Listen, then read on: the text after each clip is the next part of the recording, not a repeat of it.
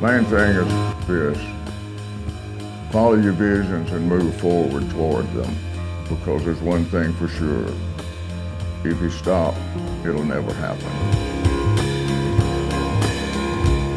Welcome to the Rock Smarter podcast, where I bring you conversations with great artists, music industry leaders, technologists, and the creative professionals shaping the future of music. In a world where social media only shows highlight reels and where every move looks polished and perfect, it's easy to forget that mistakes are not just normal, but they're often the turning points that teach us the most. This show is about those moments, the risks that may have seemed reckless at the time, the setbacks that felt devastating, and how they often become the very stories that define a career. My guest today is William Lee Golden, a true American original. Since joining the Oak Ridge Boys in 1965, he's become a living legend, earning his place in the Grand Ole Opry and induction into both the country and gospel music halls of fame. With 5 Grammy Awards, 23 nominations, the ACM Pioneer Award, and countless CMA, ACM, and Dove Awards, William's impact on music is undeniable. But success didn't come without risk. At the height of their gospel career, William helped lead the Oak Ridge Boys into country music, a daring move that triggered backlash from the gospel world and cost them bookings and record sales. Yet that leap of faith, fueled by their own belief and strengthened by support of their manager Jim Halsey and famous advice from Johnny Cash, became the turning point that set them on the road to global stardom. Please welcome my friend, William Lee Golden.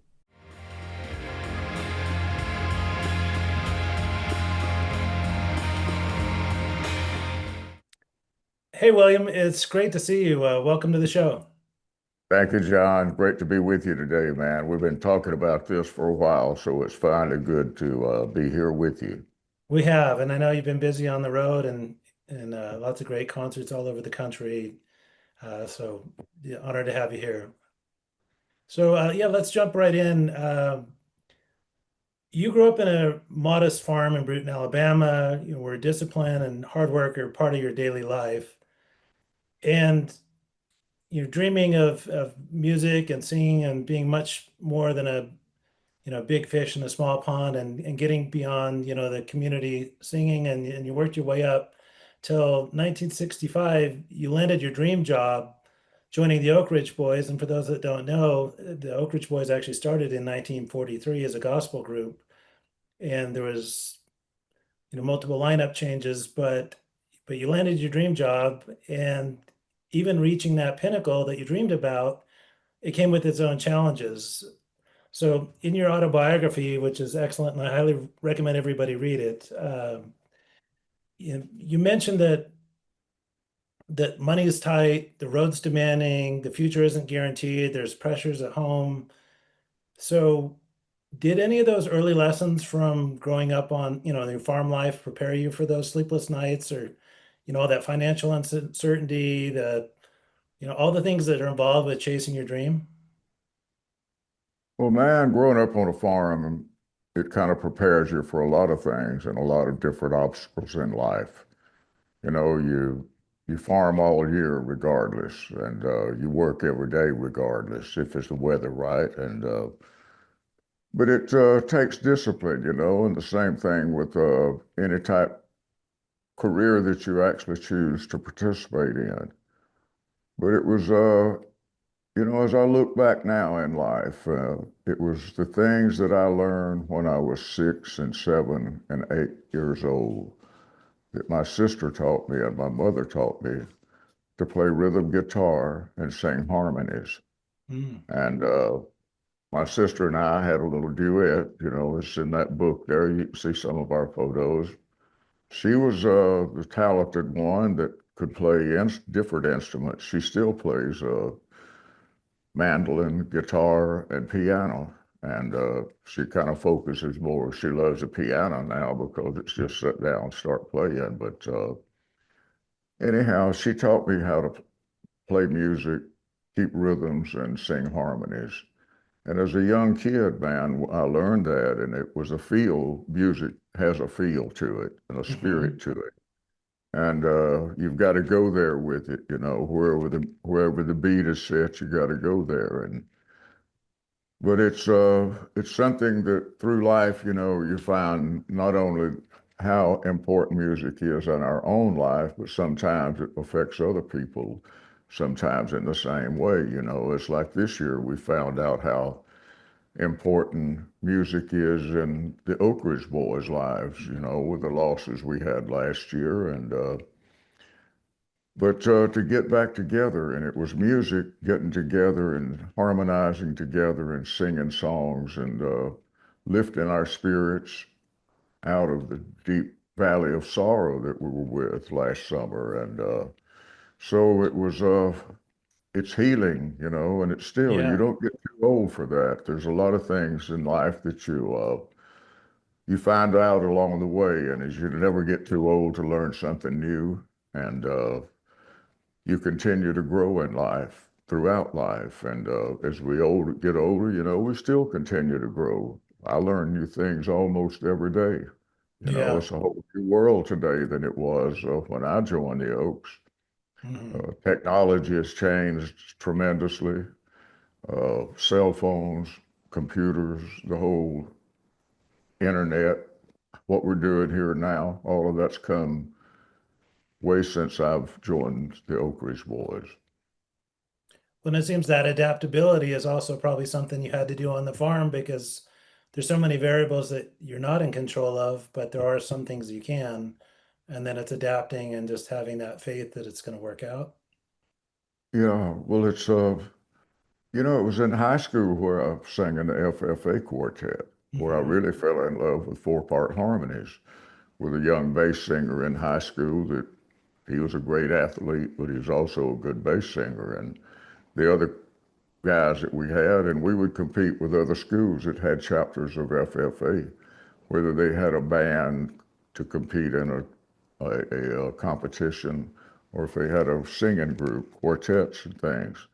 But FFA nurtured that in young farmers and kids back Hmm. when I was a kid growing up in high school. So, but then it was after school, it was a love I had for music, and I put together trios and groups and got to work with the Oak Ridge Boys. I became a big fan, man. In 1962, they recorded a couple of albums that really kind of rung my bell for as what Hmm. was going on then in music. And I could see that the Oak Ridge Boys had a whole lot more potential than they were achieving at that time for as national attention and their music being able to be on television. And, that was during the Hootenanny years. And Hmm.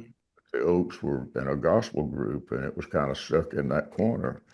But yet they were so talented and their music and harmonies were so infectious that I wanted to be a part of that group. And so I pursued that to be a part. And after I talked to them for a long time, went to Nashville and talked to Smitty Gatlin and Herman and Little Willie and talked to them about that, man. I went up and tried out a couple of months later. They called me and said, man, we're in the market for a baritone singer. Are you interested in coming trying out? Absolutely. Yeah. So I've got that gig, man, and that was in 1960, which was January, and that's 60 years ago. I mean, it was 1965. Yeah. And what did that feel like, in that moment? You've been watching them, there's more that can be done, there's more that you can contribute. And then how did it feel getting that call that you're in the band? Well, man, it was, again, it was something that I took to heart. I was certainly appreciated it. And I wanted to make as good a contribution throughout the time that I could be there that I could. And in that process, you learn to grow. And you realize that every day has its own memories, man, and you continue to learn something new or grow, get better. And so that's what we've done through the years. And but it takes a team effort. The Yeah, music business very is a much. music business is a multifaceted business. There's a lot of different facets that makes that diamond shine. Hmm. And the artist is one thing, but then you've got to have proper management, you know, legitimate managers that have a track record and or have the desire. And sometimes you got young guys that come in that it's their desire that makes it happen. And so that's the main thing you always got to have is the desire to make yourself available for the opportunities that come your way. Yeah. And so getting in the band and then being instrumental in helping to transform that, then again, like as you mentioned in the book, money was still tight, and it's there's the challenges. I think people often look at like, oh, once I make it to this level, then things are going to go smoothly. And then when I make it to this level, then things, and then you reach the dream and you're like, okay, well, it's just a different set of challenges that have to be overcome. I mean, in those moments, did you ever think about like, all right, well, maybe it's not all it's cracked up to be. Maybe I should just go back to working on the farm, or was it just you always had that clear vision and you just and that persistence? Well, man, again, it's what you choose to Yeah. pursue. I mean, uh, farmers, they choose what crops they decide to grow. And they make those decisions usually 6 months or a year out front. Same thing with singers and recording artists. You have to continue to grow musically. You continue to record. The Oak Ridge Boys are going in to record another album here with our young singer, Ben James. We did one last year. We're doing another album this year with Dave Cobb. Dave Mhm. has produced the last 5 albums that the Oak Ridge Boys have done. He also produces and wins all the awards with Chris Stapleton and Mhm. plays concerts with him sometimes on guitar. So to have people like that that's helping find songs and bringing songs to us that the young writers today that's on radio with other young artists, putting their talents together to write songs for the Oak Ridge Boys albums. That's what happened the last year when we did the Mama's Boys albums. That was Dave Cobb's idea, was to do an album about our mothers. You know, we'd never done a Mhm. whole album about focusing on our mothers and the importance that they play in our life and the different uh, dynamics of motherhood or childhood and growing up and how you depend and on your mothers and different songs about mothers. But it was also been James' first album to record with the Oak Ridge Boys. Is Mhm. our new center. This year in November, we go in the first week and do a whole other album. Dave Cobb will be overseeing it, and Dwayne Allen, he is in communication with Dave. They're finding the songs that we will be recording, some new, some old. So again, it's another step in the history of the Oak Ridge Boys. Yeah, and like it sounds like that theme of just like farming, you're always planting new seeds, you're always working, you're always planning ahead, and working with a great team to bring all that together. Yeah, and with a manager, Yeah. we had some managers, the ones that made us realize you need a good manager and a good agent.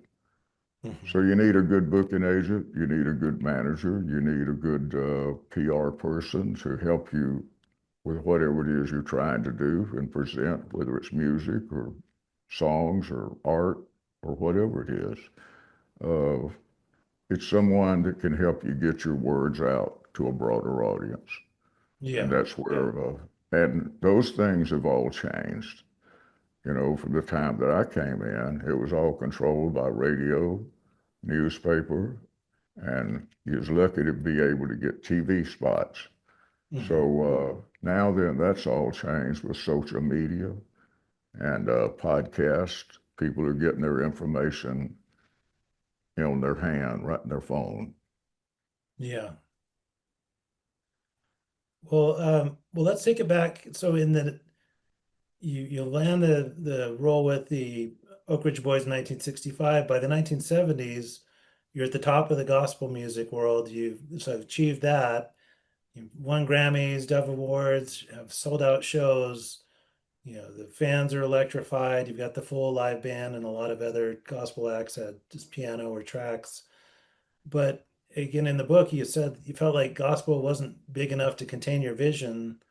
And your manager, Jim Halsey, encouraged you guys to become a country act and actually pare down and present yourselves as a quartet, which I think is another high stakes decision to make as a team. And do you stay safe and not rock the boat and just, all right, we're here, or or do you risk it all for something bigger? And can you talk about that decision? Because I think it's one of the most monumental decisions in country music. Well, it was a time that the Oak Ridge Boys were a gospel group. We were trying to cut songs that could break through the crack and get played on radio, you know, all week long rather than just on the gospel stations or a gospel show that might be on a country station on Sunday morning. So it was breaking through there to have your music played 7 days a week rather than one day a week. And it became a simple thing of economics. Mhm. We had the talent to expand. We had a great band. Some of those guys grew up living rock and roll, and it was a country guys that wanted to sing music. We were singing gospel music, but yet I grew up singing country music and old country gospel songs with my sister and my little brother. We had a trio too.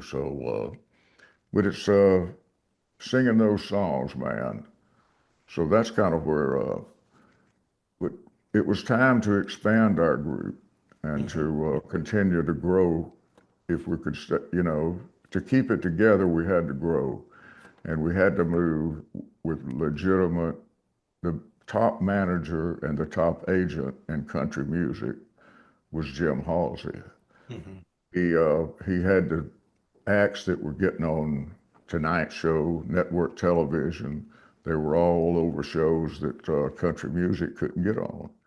And people out in Nashville could not get these acts on network television, tonight shows.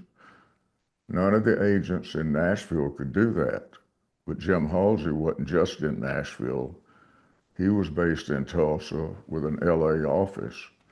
Uh, his background was as a young agent managing a young country act with Hank Thompson and Wanda Jackson, then Oh Roy yeah. Clark. He took Roy Clark out of Wanda Jackson's band, and Roy became a star and a legitimate superstar in country music. Multi-talented guy. We used to work with Roy a bunch when we Mhm. first went with Halsey. So Halsey was able to take the Oak Ridge Boys and expose us to a much bigger audience than anyone in Nashville had the clout to be able to get through the door to get us to places like Yeah. that, to network television. And anyhow, Jim Halsey had a stable of great talent, and those are the ones that you would see on network television. So it was a great thing to get together with someone who saw that the Oak Ridge Boys were only 3 minutes away from being a household name. And that was having a song that could make it happen. In Mhm. 1977, Halsey got us with ABC Records and cut our first country album, the Y'all Come Back Saloon. We had three singles off of that album. Y'all Come Back Saloon went to number 2. It was there for 2 or 3 weeks, number 2. The number 1 song that kept us from going any further was a duet. Had a song called Heaven's Just a Cent Away. So then we had You're the One in a Million was the second single we had. Then it was I'll Be True to You was the third single, and it was the one that went to number 1 for the Oak Ridge Boys in country music. Wow. I mean, yeah, that's sounds like Jim. Again, man, we were having country hits. Yeah. And we were cutting a new album every year and releasing about 3 songs off that album to radio. Then it was in 1981, we released the Fancy Free album. It had a song on there called Elvira. Mhm. That song changed the whole landscape for the Oak Ridge Boys. Oh yeah, I That's, remember hearing it all over the radio when it came out. Yeah, it's yeah, it flew up the charts in country music, went to #1, and spilled right over into pop, rock and roll, and every other middle of the road music format was playing Elvira by the Oak Ridge Boys. well, it's also interesting to look at your catalog, and you were also bringing gospel to a much wider audience by embracing country. Yeah, and that's what happened with Elvira. It, it actually expanded our music pool, and as far as the arenas, we went from being an opening act to being the headlining act in the arenas. You know, we did 200 dates with Kenny Rogers and Dottie West, and we Mhm. were an opening act on there with Kenny Rogers. So we did 200 dates of that, and then we had Elvira, and all at once we went back in those same big arenas, and we were the headline act. Hmm. Then we brought people like the Bellamy Brothers with us, Mhm. some of those people. Yeah, well, and so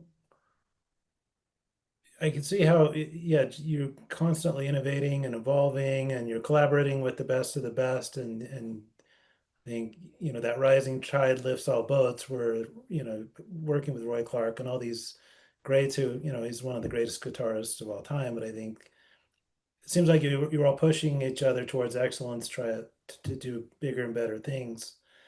But I want to circle back to that decision of pivoting, because I think that in retrospect, it looks, in hindsight, it looks clear, like, oh, of course, you go for a bigger market.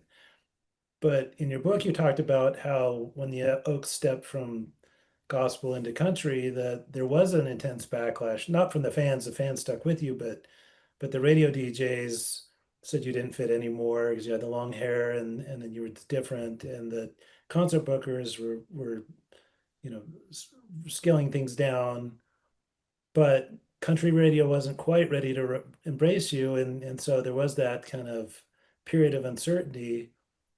And from what I understand, that's when Johnny Cash famously told you guys, if you don't believe in yourselves, no one else will. But on the surface, like that, it seems like, oh, well, that's simple advice. But when things aren't going the way that you want them to, and it start to feel like it may be crumbling, believing in yourself and your vision and holding on to that, um, it seems like that'd be really hard. So how did you handle that, and actually live Johnny's advice when you were there in that moment? When I was where now? Yeah, when you were in that moment of, making that transition, like, okay, well, this is what we're going to do. We're going to go into country, and it wasn't like an immediate transition, and it worked. There were challenges. So when Johnny Yeah, Cash it, mentioned that, how did you actually live that advice and say, yeah, we're going to make it work? well, it took, like I said, it took a combination of people. Hmm. Uh, I felt like we should be going that in direction, but also you got 3 partners, 3 singing partners that they have to feel the same way. And I think that it was the things that we went through and in the days that we were touring in gospel music, and then the days that we were touring with people like Johnny Cash and Roy Clark and people like that, maybe a few songs here, we were still singing gospel music. Hmm. But then it was, you realize, man, these people are some real genuine Christian type people here.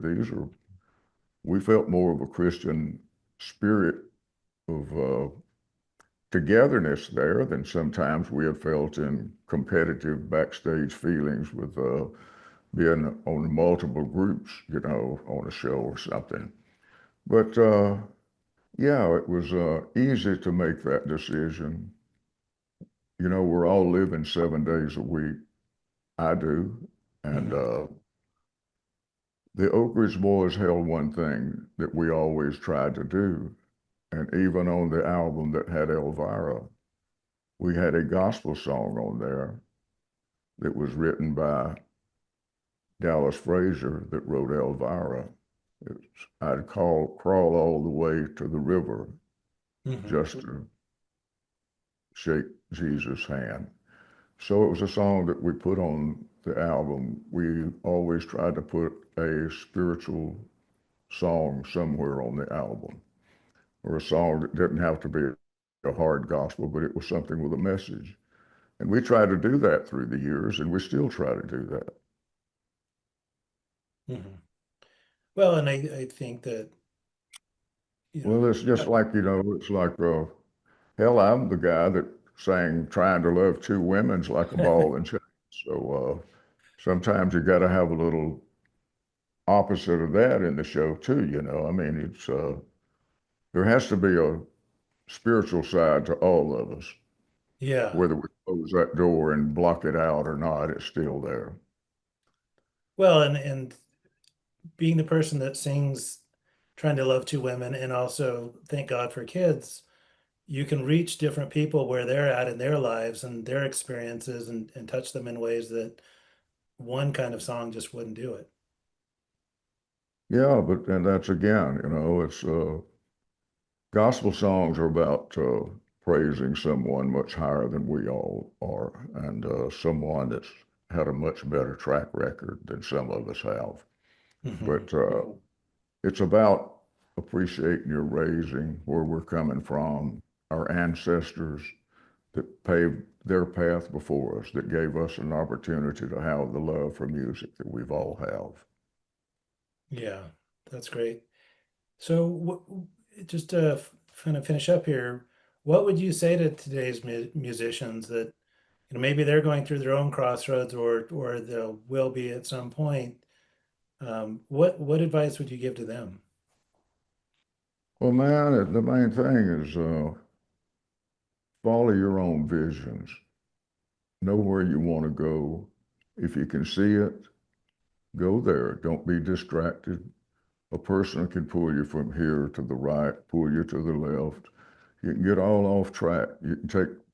They'll pull you down the side roads that there's no turning around to sometimes.